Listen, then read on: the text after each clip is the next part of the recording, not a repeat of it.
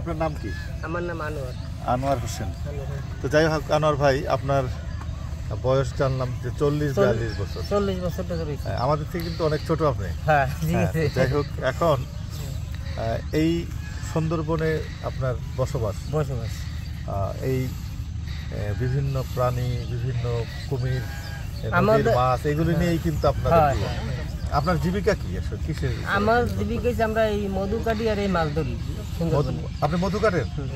মধু কাটার কিন্তু একটা নিয়ম আছে। সুন্দরবনে যদি মধু কাটতে হয় সরকারি অনুমোদন লাগে, সরকারি পাস। আপনার পাস আছে? তা আপনাদের কি এই যে ভিতরে যে গহীন বনের ভিতরে মধু সংগ্রহের জন্য যান, সেই ক্ষেত্রে কি আপনাদের কোনো ঝুঁকিতে পড়তে হয় না? সুন্দরবনে ঝুঁকি তো অবশ্যই আছে।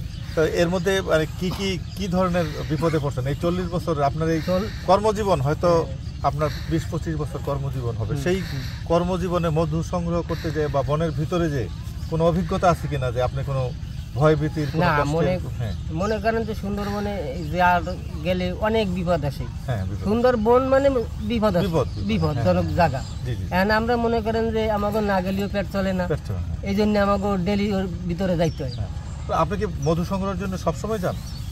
মধু মনে করেন এখন প্রায় শেষ হয়ে গেছে। কেন এই শীতের সময়? না, এখন মধু না, মনে করেন আগের থেকে 4-5 মাস মধু ছিল, এখন মধু নাই, এখন মধু শেষ হয়ে গেছে। এখানে কত প্রকার, এই যে সুন্দরবনের ভিতরে আপনারা ঢোকেন, এইখানে আমরা আসলে সুন্দরবনের উল্টা দিকে এই নদীটা কি যেন নাম? এই নদীটা গাগরা নদী। গাগরা নদীর পাড়ে আপনার সাথে বসে কথা বলছি।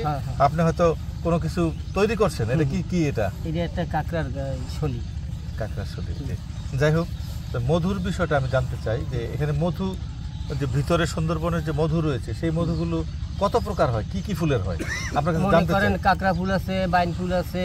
কাঁকড়া ফুল, বাইন ফুল, গেও ফুল, তারপরে লতা ফুল, তারপরে বিভিন্ন রকমের ফুল আছে। আরেকটা হচ্ছে যে আমরা যেটা বলি যে সুন্দর গাছের ফুল আছে, বাইন ফুল আছে। আরেকটা বলি যে একটা কি মধু যেন বলে এটারে,